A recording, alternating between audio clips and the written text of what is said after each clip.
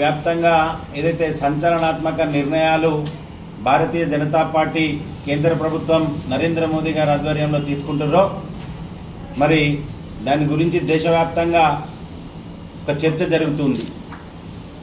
మరి ఈరోజు స్వతంత్రం వచ్చిన 75 సంవత్సరాలలో ఎవరైతే 60 సంవత్సరాలు పాలన చేసినరో వాళ్ళు ఎన్నడూ కానీ కులగణన గురించి మాట్లాడిన పాపాన పోలే.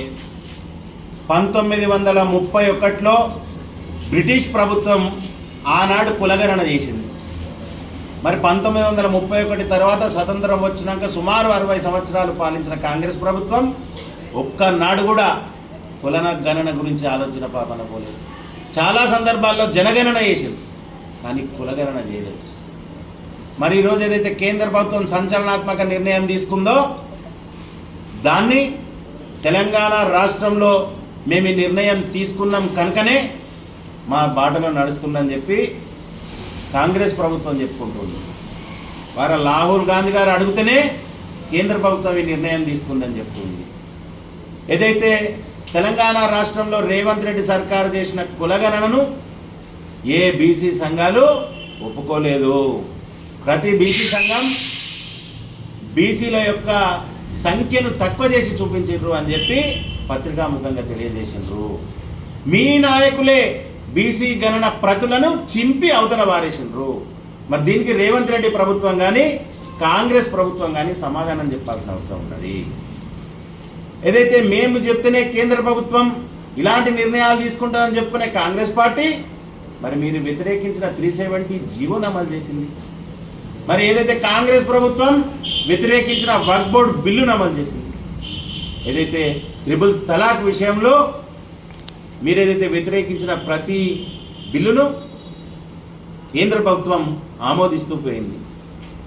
మరి ఈరోజు ఏదైతే గొప్పలకు పోయి ఏదైతే మంచి నిర్ణయాన్ని ప్రజలు స్వాగతిస్తుండ్రో ఆ నిర్ణయంలో మా భాగస్వామ్యం ఉందని చెప్పుకోవడానికి ఇక్కడున్న ప్రభుత్వ పెద్దలు ప్రభుత్వ భాగస్వాములు నిర్ణయం రాగానే ప్రెస్ మీట్లు పెట్టి మేమే చేసినాం. ఏం పరిస్థితి? దేశవ్యాప్తంగా చర్చ జరుగుతున్నది. ఏదైనా విప్లవాత్మక నిర్ణయం తీసుకోవాలన్నా, ఒక ధైర్యమైన నిర్ణయం తీసుకోవాలన్నా, అందరికీ పనికొచ్చే నిర్ణయం తీసుకోవాలన్నా రేపు రానున్న రోజుల్లో కేంద్ర ప్రభుత్వం ఏదైతే కులగణన చేస్తుందో ఒక శాస్త్రీయంగా, ఒక శాస్త్రీయబద్ధంగా ప్రజలందరికీ మేలు కోరే విధంగా ఆ నిర్ణయం ఉంటుంది. చాలా సందర్భాల్లో మాట్లాడుతూ ఉన్నారు, ఎవరి ద్వారానైతే పుట్టుక వచ్చిందో ఆ పుట్టుక మా ద్వారా అని చెప్పుకుంటున్నారు అని చెప్పి పలు సందర్భాలలో ప్రతి రాజకీయ పార్టీ మాట్లాడుతుంది. ఇలాంటి ఈ నిర్ణయాన్ని కూడా మేము నిర్ణయం తీసుకుంటే మా ద్వారా నిర్ణయం అని చెప్పుకునే కాంగ్రెస్ పార్టీ మీరు చేసే ప్రతి ఒక్క విషయం ప్రజలు గమనిస్తూనే ఉన్నారు. అంత దూరం ఎందుకు? మీరు ఇచ్చిన హామీలను నెరవేర్చే పరిస్థితిలో మీరు లేరు. హామీలు అన్నింటి గురించి 420 హామీలు 420 హామీల గురించి చర్చించాల్సిన పనేం లేదు. కానీ నిన్నగాక మొన్న నెల కింద కొబ్బరికాయలు కొట్టారుగా రైతులకు వడ్ల విషయంలో 15 రోజుల నుండి కాంటాలు స్టార్ట్ అయినాయి. ఇంతవరకు ఒక్క రైతుకు ₹1 అకౌంట్లో పడ్డ పాపాన పోలేదు.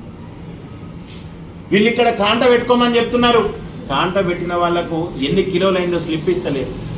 ట్రక్ షీట్ అంటున్నారు, లారీ వస్తలేదు, రైస్ మిల్ పోతలేదు, ట్రస్టీ పాపాన లేదు. ఇక్కడున్న రైతులకు వాళ్ళు పండించిన పంటకు మీరు కొంటున్న గింజలకు పైసలు ఇచ్చే పరిస్థితులు మీ ప్రభుత్వం లేదు. మీరు చెప్తే కేంద్ర ప్రభుత్వం నడిచే పరిస్థితులు కాదా?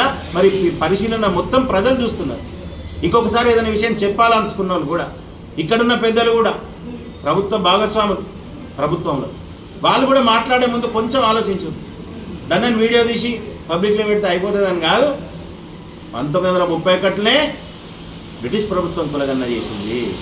దాని తర్వాత 60 సంవత్సరాలుగా మీరు ఆ పాపాన అవ్వలేదు.